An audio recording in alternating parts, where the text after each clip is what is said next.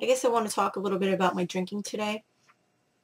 My drinking didn't become problematic until I was probably in about my late 20s. And it started off pretty innocently. I would, just like anybody else, I'd, oh, let's have a drink. Oh, let's have a drink a couple times during the week and then maybe on the weekends. And then it would be, each night instead of having one drink, I'd want two drinks or maybe three drinks. And it was instead of a couple times a week, it was every night.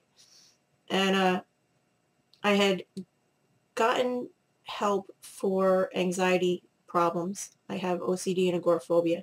And what happened was after I got treatment and started taking medications and my problems started to let up a little bit, again, I had severe OCD and I spent a lot of time on my OCD rituals.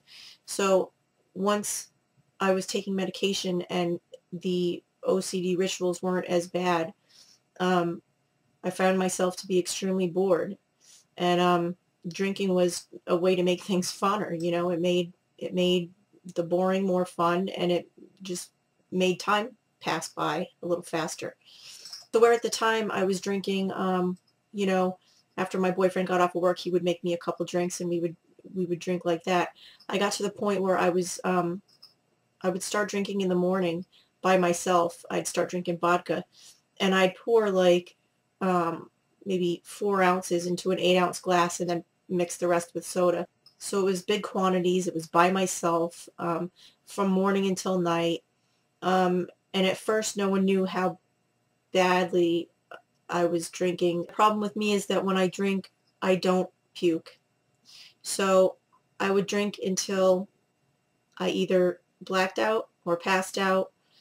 And I wouldn't get to the point of, puking or the room spinning or whatever. So I didn't have that, feeling of, and some people would say I'm lucky, but no, that's not a good thing because instead of being like, I'm never going to do this again, I'm not going to drink anymore, I can't do this anymore, it's like, hell yeah, let's keep partying. So I'd wake up the next morning, feeling hungover, but then I'd be like, fuck it, let's take another drink and we'll get going again.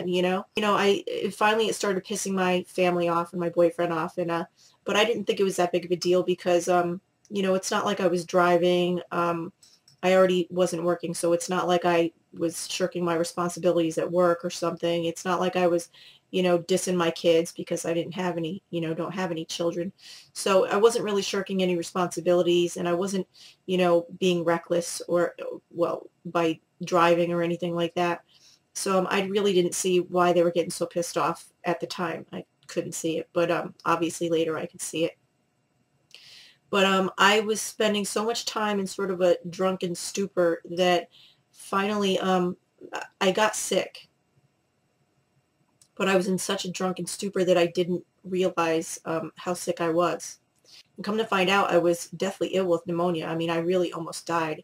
I spent 6 days in a coma, 10 days in the hospital. And part of the reason why it got as bad as it did was because I was sort of drunk and passed out and didn't realize how bad and how sick I was. So once I got out of the hospital and got better, I realized that I needed to quit smoking, obviously, because it was pneumonia that I had, but also quit drinking, and then it was killing me. And the amount of alcohol and the time I spent drinking was literally killing me. So I knew I had to quit, and I finally did. It felt sort of right at the time to quit. It felt like it was time to quit. And I'm the kind of person who, like, I can't have one drink. I have to have 1,000, like, what do they say? What's that saying? One is too many, 1,000's not enough. That's how it goes for me. So if it's not there and I don't have it, then I don't think about it that much. So I am able to be without alcohol in my presence and then be okay with it. It's when it's in my presence that I'm kind of in danger of myself and of drinking. So since I quit drinking, I've slipped up twice. I was able to hop back on the wagon, luckily, because I'm guessing a lot of people aren't able to do that. And so I've been on the wagon now for a couple months, but it was about a year before that that I quit drinking. So I'm doing okay. I'm not feeling the need for any sort of AA or anything. And so far so good. and hopefully I will continue on this path of not drinking. If you have any questions about my drinking or any comments, let me know and I will respond to you. Till then, I'm out.